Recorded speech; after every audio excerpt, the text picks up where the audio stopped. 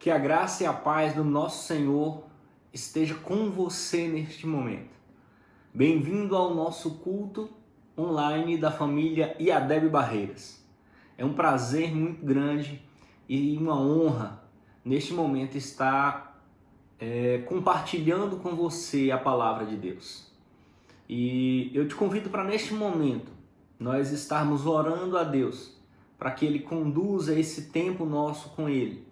Que Ele nos inspire a estarmos falando as suas verdades e que Ele também nos inspire a ouvir atentamente a sua voz nessa noite.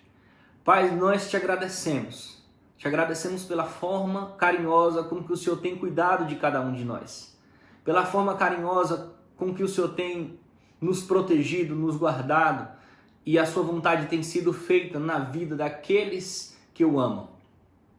Pai, nós te pedimos nessa noite que o Senhor esteja conduzindo este culto, que o Senhor esteja, Senhor, alimentando os nossos corações com as tuas verdades, e que nós possamos nos despojar de qualquer preconceito que a gente tem, e que neste momento nós possamos deixar as tuas verdades serem as nossas verdades, e que nós possamos compreender a tua palavra e, acima de tudo, praticá-las, como um homem prudente que edificou a sua casa sobre a rocha. Assim nós te agradecemos em nome de Jesus.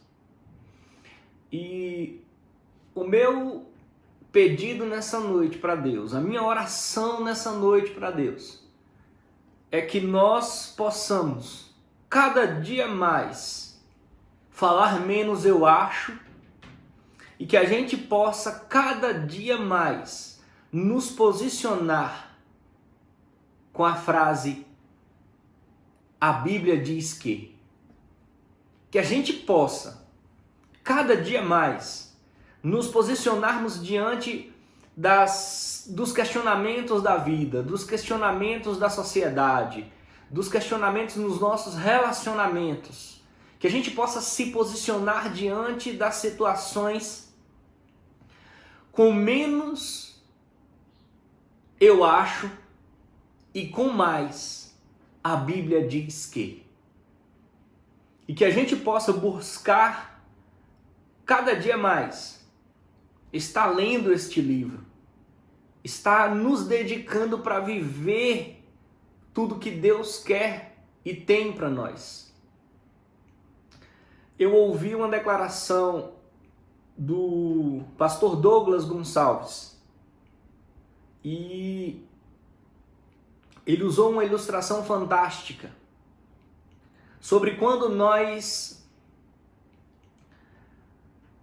compramos algo, todo um produto, um eletrodoméstico, um celular, e ele diz assim, quando a gente compra esse celular, ele vem com um manual de instruções. E nesse manual de instruções, ele nos fala em detalhes a forma que a gente deve usar esse produto. Ali vem descrito pelo fabricante dizendo, olha, para o bom uso desse produto, você tem que fazer tal coisa e tal coisa. Por exemplo, quando a gente compra um celular, lá no manual dele vem dizendo, olha, esse produto não pode ser colocado na água, não pode ser usado submerso. Ou ele diz, olha, ele é resistente à água, mas não é à prova d'água. Então, se você pega um celular que está escrito no manual, não pode ser molhado, e você molha esse celular, e ele é danificado, e você chega com ele na garantia e diz assim, olha, eu quero um outro novo, porque esse celular aqui que vocês me venderam, eu molhei ele e agora ele parou de funcionar. O fabricante vai lhe dizer, você não leu o manual? Nós não podemos dar garantia de um produto que você não seguiu as orientações do manual. E aí agora você não tem garantia do produto. O produto foi danificado por mau uso. E Douglas Gonçalves comparava na ilustração dele que nós somos feitos por Deus e o nosso manual é a Bíblia. E se nós lermos o manual e seguirmos as orientações do manual, a gente pode solicitar a garantia perante ao fabricante. Que se a gente ler o manual e seguir o manual de como a gente deve usar, a gente pode chegar com a nossa vida, com o nosso relacionamento, com a nossa casa, com o nosso lar, com o nosso casamento, com o nosso filho, com o nosso esposo, com a nossa esposa e apresentar diante do fabricante e dizer, olha, deu defeito. Arruma. Porém, o fabricante vai dizer assim, você leu o manual? Você seguiu as orientações do manual? E aí se você disser assim, não, eu não li o manual, você não vai obter garantia, porque você não seguiu as recomendações de como deve usar. E assim como a gente tem que saber como usar um aparelho, um celular, a gente também tem que saber como usar a nossa vida, os nossos recursos, o nosso dinheiro, o nosso tempo. Você sabe como usar o seu tempo? Você sabe como usar a sua vida? Você tem lido o manual do proprietário? Você tem visto as recomendações que o fabricante dá de como a gente deve usar o nosso tempo, o nosso dinheiro, a nossa vida? Porque se você estiver sendo um marido, como o manual manda você ser um marido, se você estiver sendo uma esposa, como o manual manda você ser uma esposa, um filho, um amigo, um funcionário, um patrão, e estiver dando qualquer coisa errada, você tem o direito de chegar para o fabricante e dizer, Senhor, conserta aqui, porque eu estou seguindo as orientações. E a palavra dele diz que ele nos dá garantia de cuidar, de restaurar. E nessa noite eu quero estar buscando neste momento com você um pouco mais desse manual, lendo um pouco mais para entendermos um pouco mais sobre as coisas que a gente deve e as coisas que a gente não deve fazer. Como a gente usar de maneira correta o nosso tempo. E a gente vai começar falando um pouco de como a gente deve usar o nosso recurso, o nosso dinheiro, segundo o manual do proprietário. Eu quero que você abra o seu manual aí, em Provérbios, capítulo 3, versículo 9 e 10. E a gente vai ler uma orientação do nosso fabricante de como a gente deve usar o nosso dinheiro. Olha só o que fala Provérbios, capítulo 3, versículo 9 e 10. Honra ao seu Senhor com os teus bens e com a primícia de toda a tua renda, e se encherão fartamente os teus celeiros e transbordarão de vinhos os teus lagares. Ao mencionar a necessidade de darmos honra ao Senhor em nossas finanças, a palavra do Senhor fala sobre os nossos bens e também sobre a primícia das nossas rendas. Mas não se trata apenas de honrá-lo com os nossos bens, nem tampouco de honrá-lo apenas com a nossa renda, mas sim com as nossas primícias desta renda. Leia de novo atentamente o que o manual fala. Olha, honra ao Senhor com os teus bens e com as primícias da tua renda. Então a importância aqui não é só de honrar o Senhor com os teus bens. Não se trata apenas de devolver, de entregar. Se trata de honrá-lo especificamente de uma determinada maneira. E se você procurar no dicionário Aurélio acerca das primícias, no Aurélio a gente vai ver a seguinte definição de primícia: primeiros frutos, primeiras produções, primeiros efeitos, primeiro lucro, primeiro sentimento, começo. E a definição bíblica não é diferente. Por trás de toda doutrina fundamentada em ensinos explícitos e figuras explícitas, as Escrituras nos mostram a importância que Deus dá ao ato de entregarmos a Ele as nossas primícias, cuja definição é a primeira parte de algo. Então a gente tem que entender que não é só ofertar por ofertar, não é só dizimar por dizimar, não é só entregar o fruto da tua renda. Tem uma maneira de fazer isso. Ele diz, olha, as primícias, a primeira parte. Então, olha o que Mateus 6,33 nos fala. Mateus 6,33 diz assim, ó, buscai primeiro o reino de Deus e a sua justiça, e todas as coisas vos serão acrescentadas. O que Deus está querendo dizer aqui? Que não é só você buscar Ele por buscar. Que não é só você colocar Ele na sua vida. É você colocar Ele na sua vida de uma forma especial. E que forma especial é essa? Ocupando o primeiro lugar. Ele não quer um lugar na tua vida. Ele quer o primeiro lugar, o melhor lugar na tua vida. Eu estava conversando com a irmã Tércia alguns dias atrás. E nós estávamos conversando sobre como durante toda a Bíblia a gente vê Deus pedindo na sua essência uma única coisa para o ser humano: exclusividade. Não um lugar na vida da gente, mas o melhor lugar, o primeiro lugar. E aí agora a gente tem que entender que Deus é extremamente ciumento, extremamente cuidadoso com as coisas que Ele quer, que Ele faz. E Ele diz que nós somos a sua maior criação. E Jesus vem e nos dá um lugar de destaque, não um lugar de criaturas, mas um lugar de honra, como filhos, co-herdeiros juntos com Cristo. E Ele diz, olha, eu vou dividir com vocês o meu trono, a minha honra.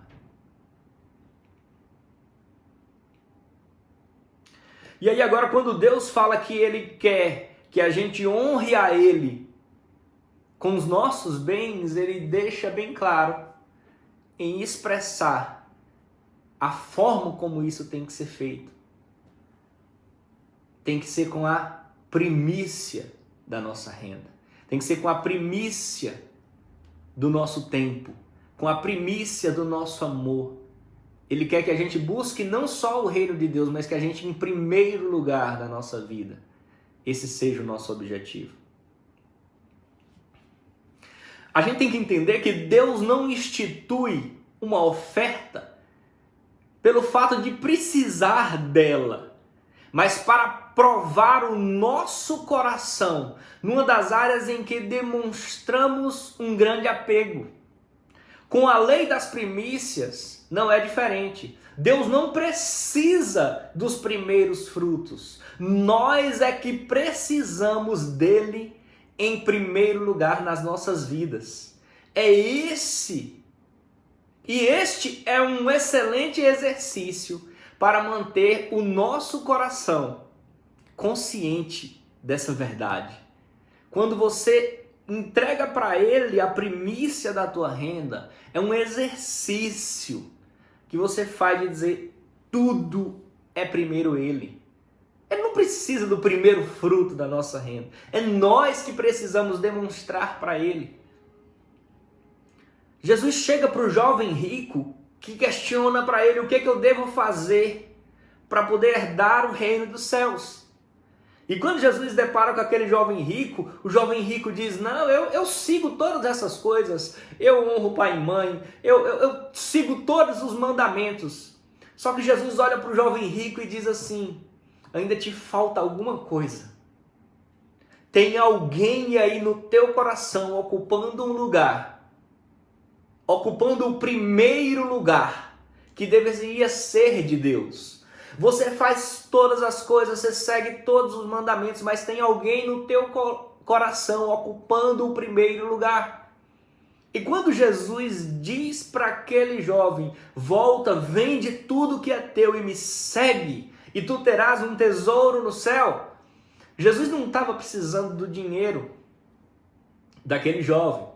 E Jesus não queria que aquele jovem ficasse pobre. O que Jesus queria era tirar do coração daquele jovem o ídolo que era o dinheiro que ele possuía. E quando nós ofertamos e dizimamos com as primícias das nossas rendas, nós estamos tirando do nosso coração o ídolo que pode ser mamon, o ídolo que possa ser o nosso dinheiro, e mostrando para o mundo espiritual e declarando espiritualmente, consagrando todo o restante da nossa renda pela lei da primícia e honrando a Deus de forma, exercitando essa nossa ideia de que Ele ocupa o primeiro lugar, essa ideia que tem que ser vivida de que é primeiro o reino de Deus. E nós temos que tentar viver isso em todas as esferas da nossa vida. Sabe? A gente tem que tentar no nosso primeiro momento do dia, na nossa primeira hora que a gente acorda, antes da gente dizer bom dia para qualquer pessoa que esteja ao nosso lado, a gente primeiro falar com ele. Antes da gente se preocupar com o que a gente vai ter que fazer naquele dia, primeiro você parar e conversar com ele. Sabe, de todas as formas a gente tem que tentar demonstrar para ele que ele é o primeiro lugar da nossa vida. Sabe? E quando a Bíblia nos orienta a honrarmos ele com a primícia das nossas rendas, não é porque ele precisa do primeiro fruto. A necessidade maior é nossa, de não deixarmos esse fruto, essa renda, ocupar o primeiro lugar no nosso coração. Ocupar, se tornar um ídolo no nosso coração. E a gente exercitar essa confiança de que todo dia Ele vai prover, de que não vai fazer falta, de que Ele vai colocar as coisas tudo no lugar e em ordem. Eu quero convidar você para, neste momento, estarmos falando sobre algo que também é muito importante no nosso manual de todo ser humano, no nosso manual do proprietário, que é a Bíblia Sagrada. Quero convidar você para a gente entender um pouco mais, neste momento, sobre desprezo e julgamento, desprezo e condenação. E eu quero que você abra a sua Bíblia em Romanos, a carta de Paulo aos Romanos, capítulo 14. E eu peço que você deixe a sua Bíblia aberta em Romanos 14, porque a gente vai passear um pouco em alguns versículos desse capítulo.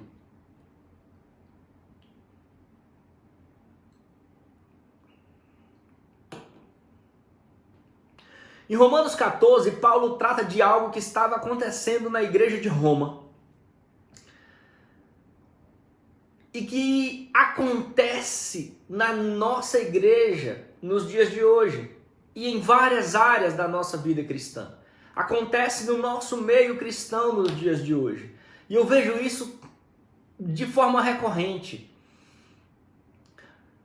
Romanos 14:1 diz assim: aceitem os fracos na fé sem discutir assuntos controvertidos. Um crê que pode comer de tudo, já outro, cuja fé é fraca, come apenas alimentos vegetais. Aquele que come de tudo não deve desprezar o que não come. E aquele que não come de tudo não deve condenar o que come, pois Deus o aceitou. Olha só o que esse versículo fala. Eu vou contextualizar para você rápido. Esse capítulo é um capítulo fantástico. Se nós fôssemos estudar esse capítulo de Romanos, nós teríamos que ter no mínimo umas 3 horas para a gente superficialmente, por cima, a gente compreendesse a essência desse capítulo. Ele é muito rico e nos ensina muitas coisas. Mas hoje, em especial, eu quero me ater a 2 coisas que Paulo trata nesse capítulo, ou em parte dele: desprezo e condenação. Desprezo por parte de uns e condenação por parte de outros. E a gente vai ver Paulo dizendo assim, eu quero fazer um contextualizando.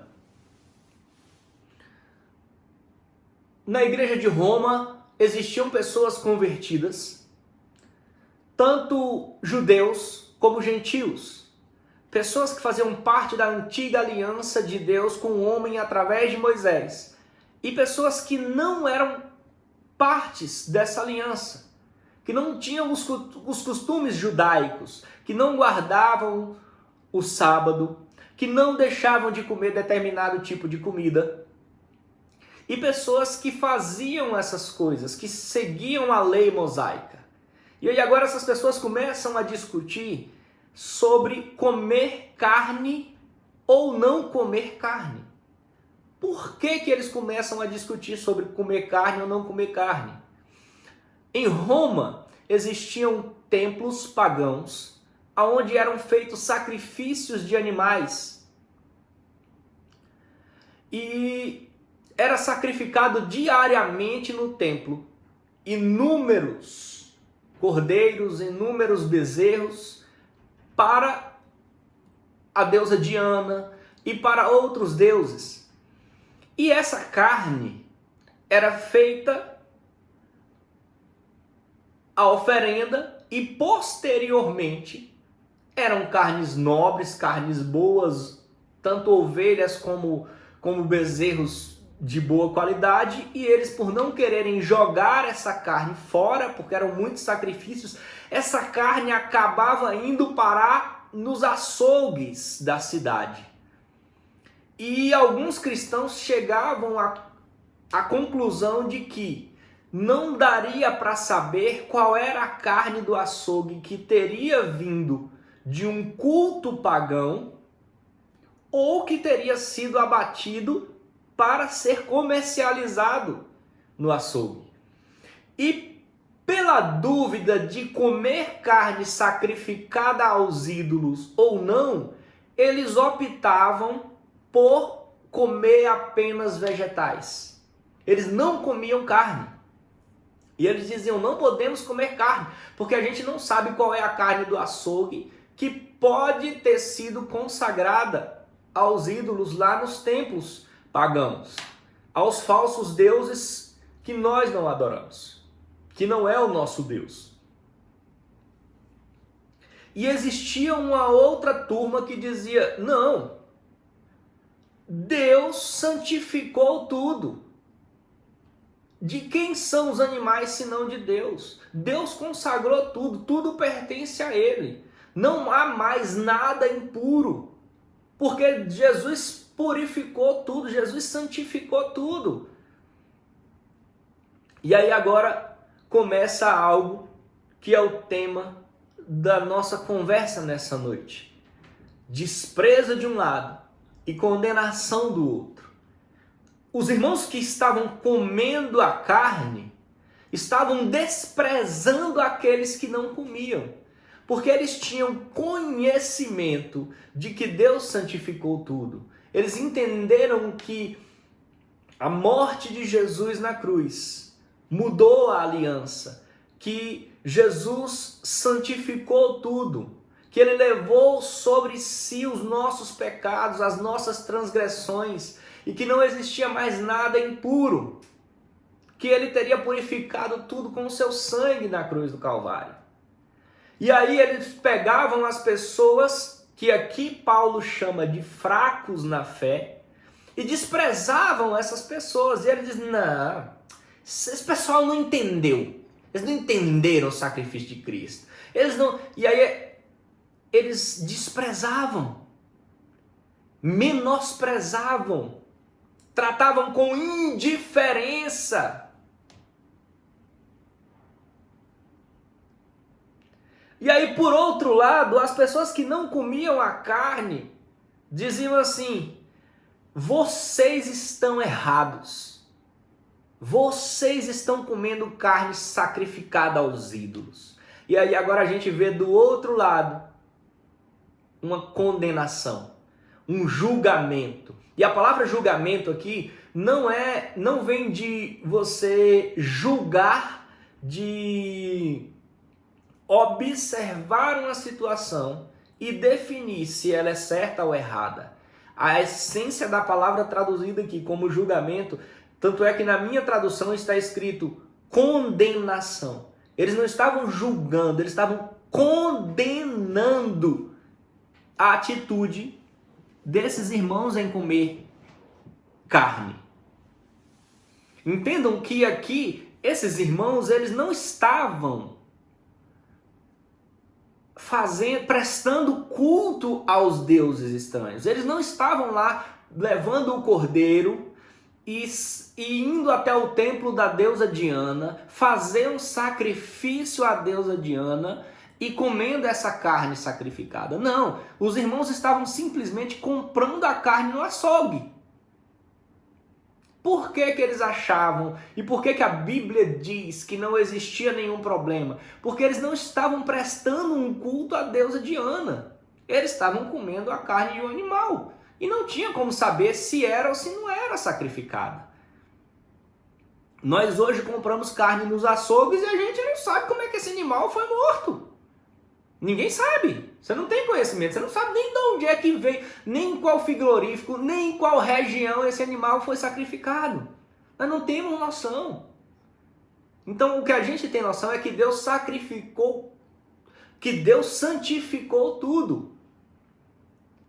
E que se nós não estamos prestando um culto àquele Deus e nós não temos conhecimento se aquilo veio de uma oferenda a um Deus pagão,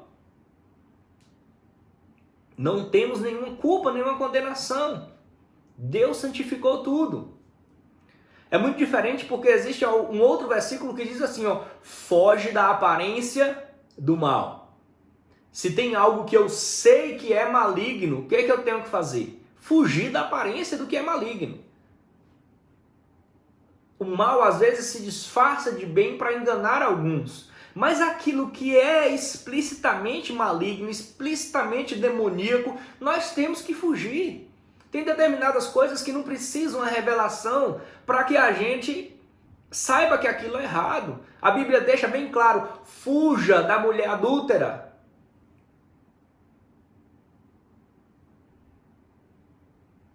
Precisa uma revelação para dizer para você que você tem que fugir da prostituição. A gente sabe que aparentemente é mal, que é ruim, que é errado. Mas aqui a Bíblia não está falando de algo que é explícito. Você não fez, não prestou culto. Nós não temos como saber de onde veio todas as carnes dos nossos açougues. Assim como nós não temos também uma incidência tão grande de templos pagãos que fazem sacrifícios de animais para outros deuses. Mas também não estaríamos livres. Então, Deus santificou tudo. O que a gente tem que entender é que o que está errado aqui não é comer a carne ou não comer a carne. O que está errado aqui é julgar e condenar. Olha o que o versículo 4 fala.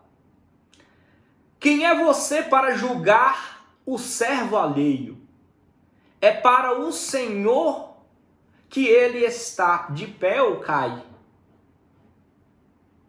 E fica de pé, pois o Senhor é capaz de o sustentar. Aí ele continua dizendo o seguinte: há quem considere um dia mais sagrado do que o outro. a quem considera iguais todos os dias. Cada um deve estar plenamente convicto em sua própria mente. Aquele que considera um dia como especial, para o Senhor o faz. Aquele que come a carne, come para o Senhor, pois dá graças a Deus. E aquele que se abstém, para o Senhor o faz, e dá graças a Deus. Pois nenhum de nós vive apenas para si, e nenhum de nós morre apenas para si. Se vivermos, vivemos para o Senhor, e se morremos, morremos para o Senhor. Assim, quer vivamos, quer morramos, pertencemos ao Senhor. Por esta razão, Cristo morreu e voltou a viver para ser Senhor dos vivos e dos mortos. Aí agora ele conclui: portanto, você, por que julga o seu irmão? E por que despreza o seu irmão? Pois todos compareceremos diante do tribunal de Deus. Aí o 12 fala assim: assim, cada um de nós prestará conta de si mesmo a Deus. E aí agora a gente tem que compreender algumas coisas que Paulo fala nesse versículo, nesse capítulo, e nesses versículos que nós lemos.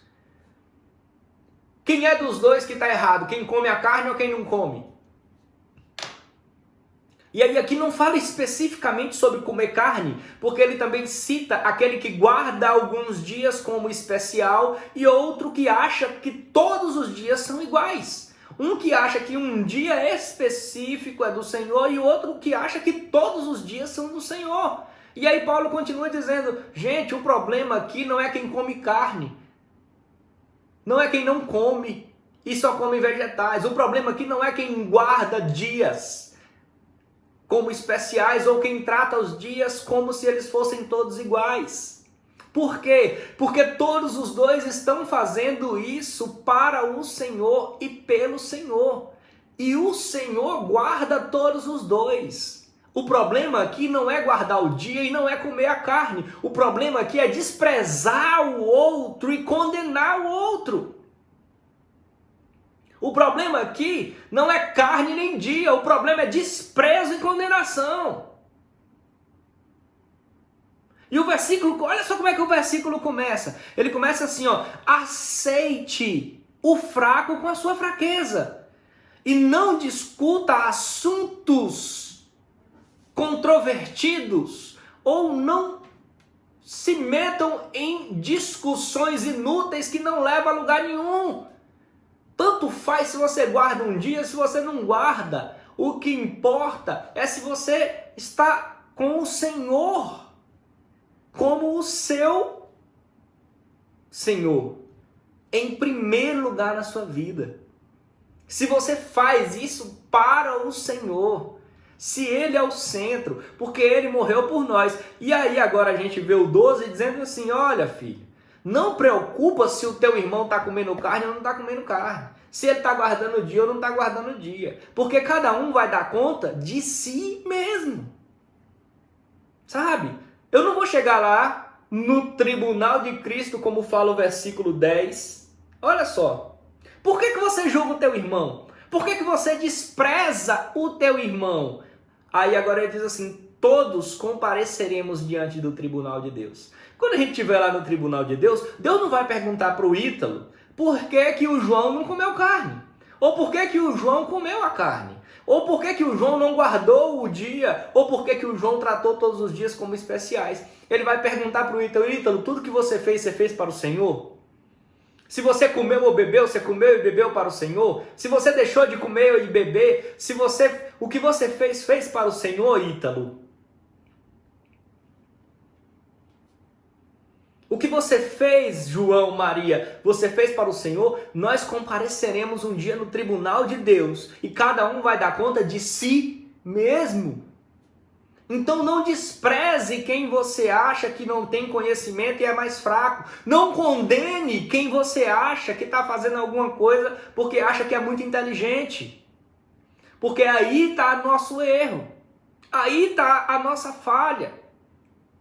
Não em guardar dias, não em comer ou deixar de comer, mas em desprezar. A nossa falha está em condenar. E aí agora, o versículo 14 vem nos dizendo assim. Paulo diz: como alguém que está no Senhor, tenho plena convicção de que nenhum alimento por si mesmo é por si mesmo impuro, a não ser que para alguém assim o considere. Para ele é impuro. Então, o que a gente vê nesse versículo? Esse versículo ele é muito importante.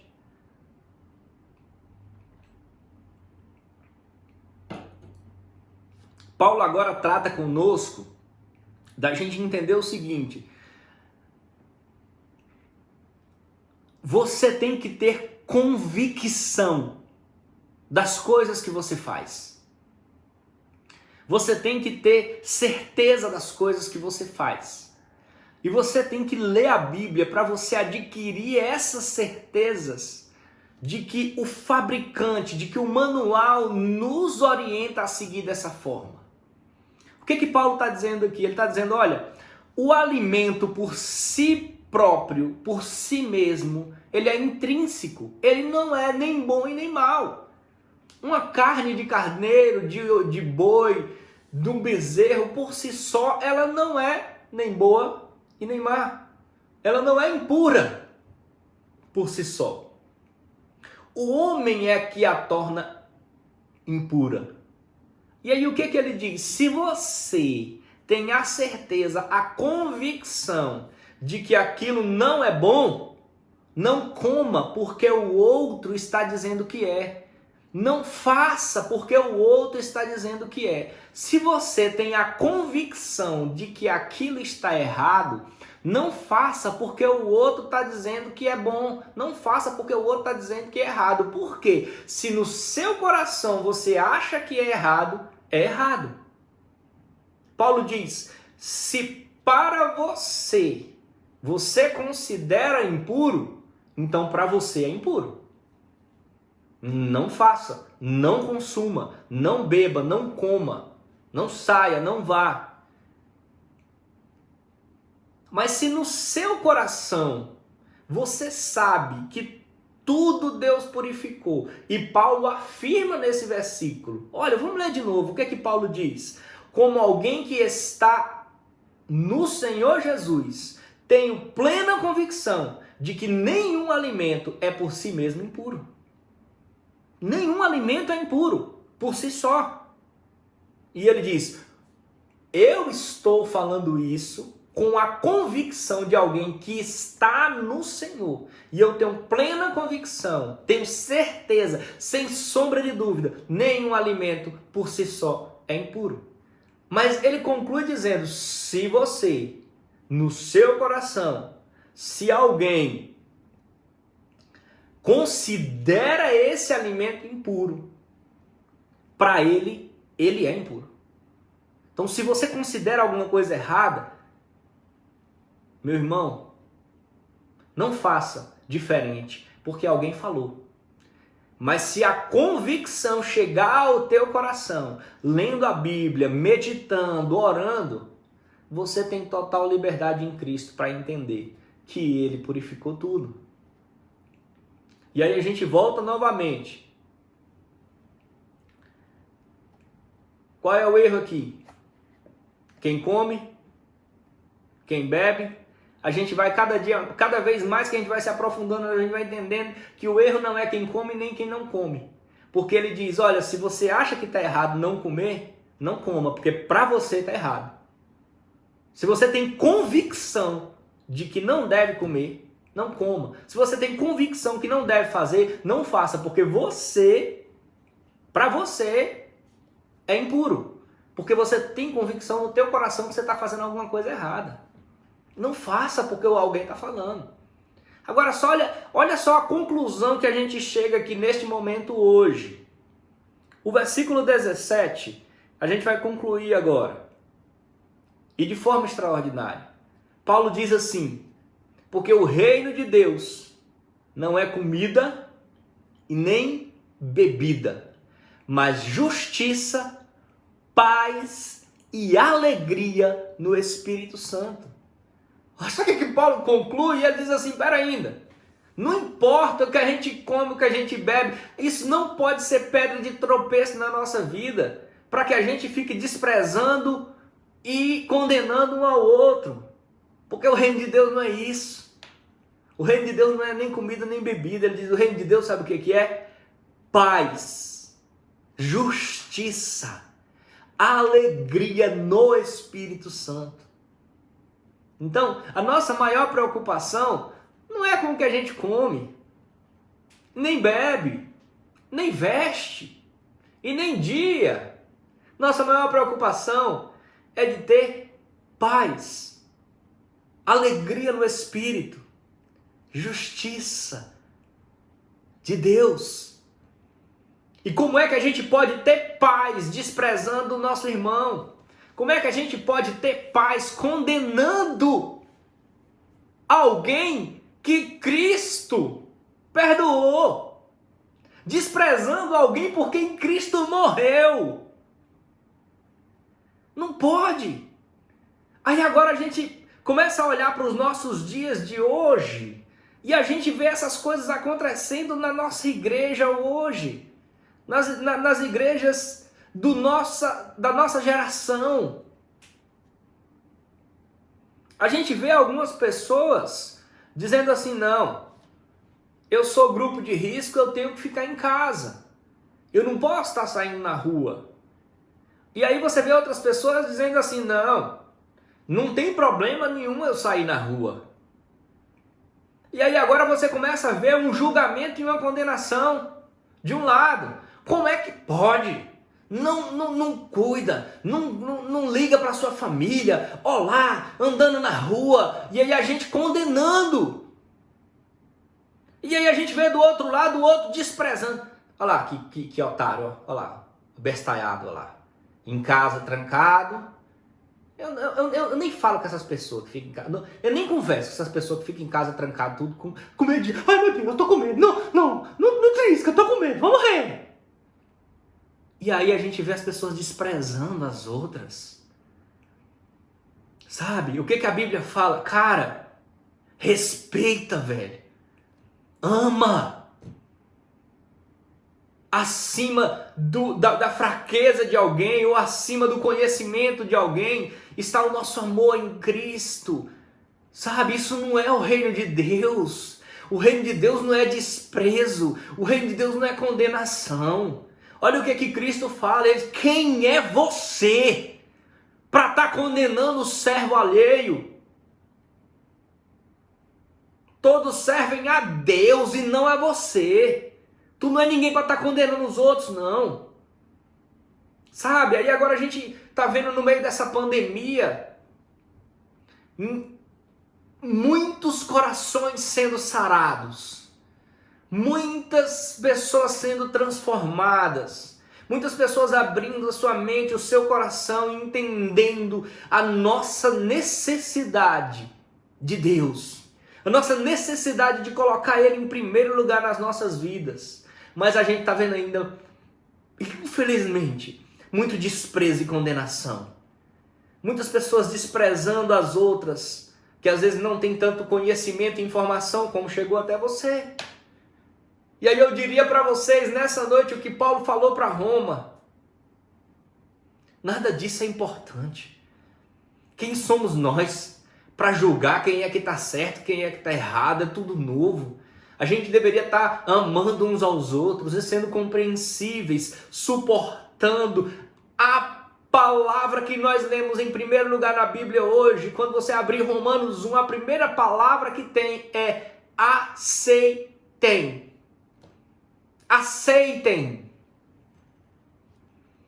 Aceitem o fraco. Aceitem o que tem mais medo.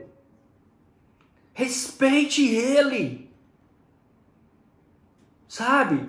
A palavra que nós temos hoje para nós é: ei, não condene aquele que não está com tanto medo. Não condene aquele que está saindo. A gente sabe que no meio disso, nós temos que entender que existem pessoas imprudentes, e aqui eu não estou falando delas.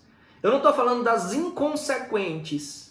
Muito pelo contrário. Não estou defendendo nem um medo extremo e nenhuma inconsequência extrema. Eu não estou falando aqui se é certo ficar em casa, se é certo sair para a rua. Eu estou dizendo que é errado desprezar e que é errado condenar. Porque o reino de Deus não é isso.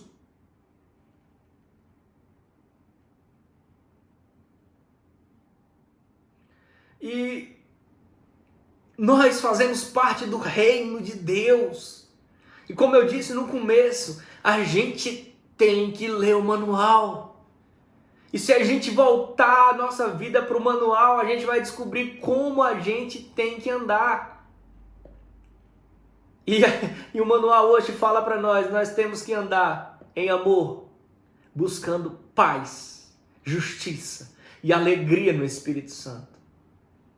Sabe? E assim como Paulo não estava falando em Romanos 14, especificamente sobre comida ou sobre dias, ele estava colocando como se isso serve para a nossa vida de uma maneira geral.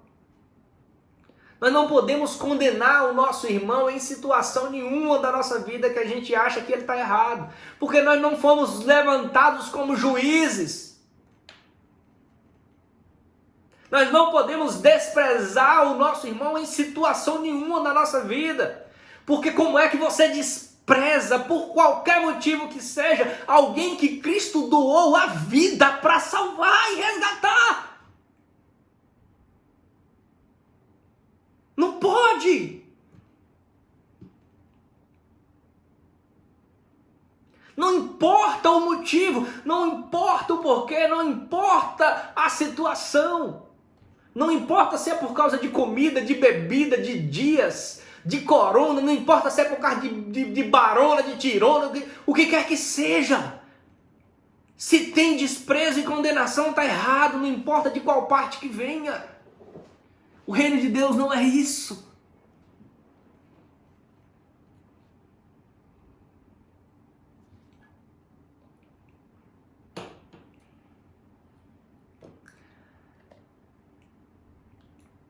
Eu queria que você nessa noite, você nesse momento que você está assistindo esse vídeo,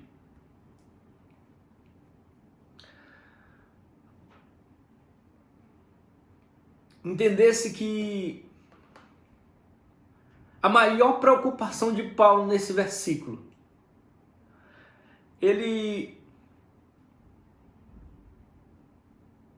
fala aqui no versículo 20, olha só o que Paulo fala, para a gente concluir. A maior importância que ele dá, e ele conclui assim dizendo: entendam. O versículo 20 diz: não destrua a obra de Deus por causa da comida. Todo alimento é puro, mas é errado comer qualquer coisa que faça o outro tropeçar.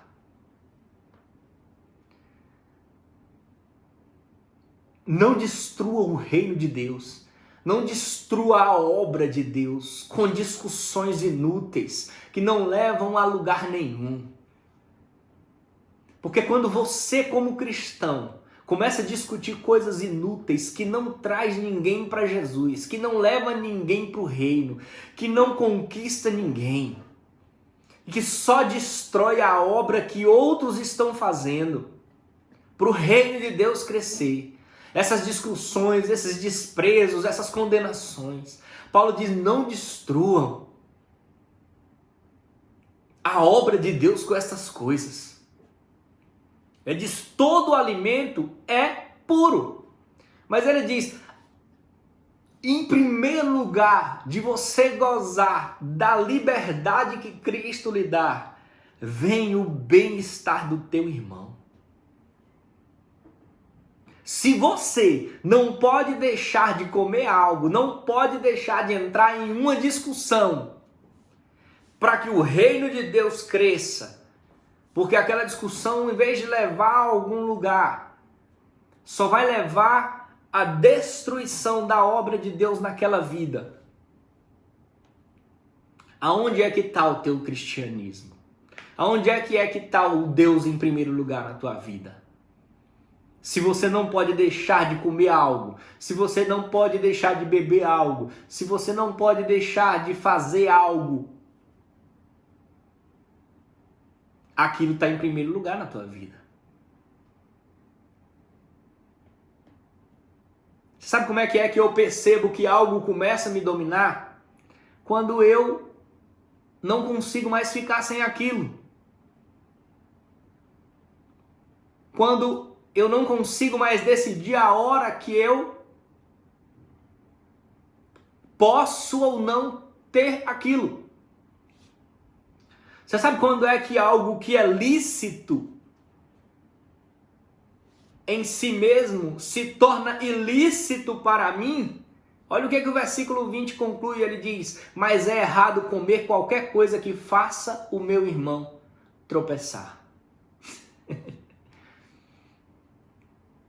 Se algo é lícito, mas faz o teu irmão pecar, cair, cara, você não poderia ficar sem isso? Talvez naquele momento, talvez naquela hora ou naquele lugar, ou talvez você não poderia abrir mão de vencer o debate em prol da salvação da alma de alguém, em prol de não destruir a obra de Deus por causa daquela comida, daquela bebida, daquele... Você sabe onde é que a tua liberdade termina? Aonde a salvação do teu irmão é comprometida. Se a tua liberdade em Cristo está, por algum motivo, destruindo a obra de Deus na vida de alguém, você tem que repensar se aquela liberdade precisa ser usada naquele momento, naquele lugar. Porque o mais importante não é o que a gente come, nem o que a gente bebe, nem o que a gente veste. O mais importante é paz, justiça e uma alegria que o Espírito Santo nos dá e que nada pode substituir e que nada pode tirar, nenhuma circunstância pode abalar. Pode estar o vento que for, a onda que for, o pau quebrando, e você está numa paz, numa alegria que alguém olha e diz assim: não entendo. E você diz assim: é o reino de Deus que eu estou vivendo, filho. E se você quiser viver esse reino comigo, é só você reconhecer o sacrifício que ele fez por nós e passar a ler o manual para a gente poder descobrir como é que a gente tem que usar tudo que ele nos deu da melhor forma. E quando alguma coisa quebrar, a gente ir no Criador e pedir a garantia. E olhar para ele e dizer assim: ei, eu estou seguindo todas as orientações do manual e quebrou. Então tá na garantia. Eu coloco na tua mão, conserta. E eu quero te dar a garantia. Eu quero te falar com plena convicção de que se você seguir o manual, de que você seguir as orientações do fabricante, e se por algum acaso der algum problema, pode apresentar para ele e dizer assim: eu quero a garantia do meu casamento, eu quero a garantia do meu trabalho, eu quero a garantia da minha família, eu quero a garantia da restauração da união na minha família, eu quero, a minha família foi quebrada o amor, foi quebrada o respeito, foi quebrada a comunhão. Começa a olhar o manual, começa a seguir as orientações de uso e apresenta para ele que ele vai restaurar. E como eu disse no começo, na ilustração do Douglas Gonçalves, ele diz: não adianta a gente chegar para o fabricante dizendo: olha, quebrou. Primeira coisa que ele vai perguntar para você é: você está seguindo as orientações? Você está usando de maneira correta? Você está me colocando em primeiro lugar na sua vida? Ou você me colocou em um lugar na sua vida qualquer? Se eu dizer para você, mesmo que esteja quebrado por mau uso, se você começar a usar da maneira correta, ele conserta. Se você voltar e começar a colocar em prática as palavras que estão escritas nesse livro, ele conserta. Porque ele é maravilhoso. Porque ele é só amor, só compaixão. Porque ele olha todos os dias para você. Quando você se levanta e ele, sem nenhuma sombra de dúvida, o primeiro pensamento que vem é: hoje ele vai fazer diferente. Sabe, às vezes as pessoas não acreditam mais em você. Às vezes a sua família não acredita mais em você. Às vezes todos que te cercam já perderam todas as esperanças. Não te dão mais nenhum voto de confiança. Mas todos os dias que você levanta, Jesus olha para você e diz: hoje ele vai fazer diferente. Hoje ele vai me colocar em primeiro lugar. Hoje ele vai me priorizar na minha vida, na vida dele. Hoje ele vai deixar de lado o desprezo, o julgamento, a condenação. Hoje ele vai buscar a minha paz. Hoje ele vai buscar o meu reino. Hoje ele vai buscar a minha vontade. Eu acredito nele. Todos os dias Jesus olha para você desse jeito. Não desista. Ele nunca desistiu de você e nunca vai desistir. Nós temos que buscar a orientação dele. Ele nos quer melhor. Ele nos quer menos preocupado com comida, bebida, aonde vamos, onde deixamos de ir. Ele quer a gente mais preocupado com a justiça dele na nossa vida, com a paz dele na nossa vida, com a alegria do Espírito Santo dele na nossa vida, e que a gente possa levar essa paz e essa alegria e essa justiça para o maior número de vidas que nós pudermos, e que a gente possa juntar com ele e não desfazer as obras dele. Vamos orar nesse momento. Pai querido, nós te agradecemos. Nós te agradecemos por essa palavra. Nós te agradecemos por tudo que o Senhor tem nos dado. Pela forma que o Senhor tem cuidado de cada um. E que nós possamos colocar em prática aquilo que a gente aprendeu da tua parte nessa noite. Que nós possamos entender que o teu reino é feito de justiça, de paz e de alegria no teu espírito. E que comida, bebida, liberdade, que todas essas coisas são relativas em detrimento da tua vontade, do teu reino, das almas que o Senhor deu a vida para ganhar. Que nós possamos deixar de lado o desprezo, a condenação, e que nós possamos amar o nosso irmão, aceitar o nosso irmão, na sua fraqueza, na sua fortaleza, na sua ignorância ou no seu conhecimento. Que nós possamos amá-lo e entender que nada disso é mais importante do que amar o nosso irmão, que o Senhor deu a vida por ele, que nós não podemos condenar o servo do Senhor, que nós não podemos desprezar aquele que o Senhor cuidou e amou, e que nós temos que buscar o teu reino, o teu crescimento, o crescimento da tua obra, e que ela venha em primeiro lugar nas nossas vidas. Assim nós te pedimos nessa noite. Abençoa, meu Pai, todas as pessoas que nos ouvem. E se alguém nos ouviu nessa noite e ainda não tem o Senhor como teu Salvador, ainda não te segue, ainda não faz parte desse reino de justiça, paz e alegria no teu espírito, Pai, que essa pessoa nessa noite possa se render à tua vontade, que ela possa declarar que a partir de hoje o Senhor é o Senhor da vida dela, e que ela venha viver conosco esse reino, e que nós possamos ajudar ela nessa jornada. E eu quero dizer para você que nos ouve nessa noite, se você tomou essa decisão de seguir a esse Jesus, de fazer parte desse reino, entre em contato conosco da família IADEB Barreiras. Nós teremos o maior prazer de ajudar você nessa jornada, de estar do teu lado, de ajudar você a crescer, entendendo esse manual, entendendo e vivendo junto a vontade desse Deus maravilhoso. Que você possa, cada dia mais, crescer em graça e em conhecimento no Senhor Jesus. Que a graça do nosso Senhor Jesus, que o amor de Deus o Pai e que a comunhão e a consolação do Senhor esteja com todos vocês. Fiquem com Deus. Paz do Senhor.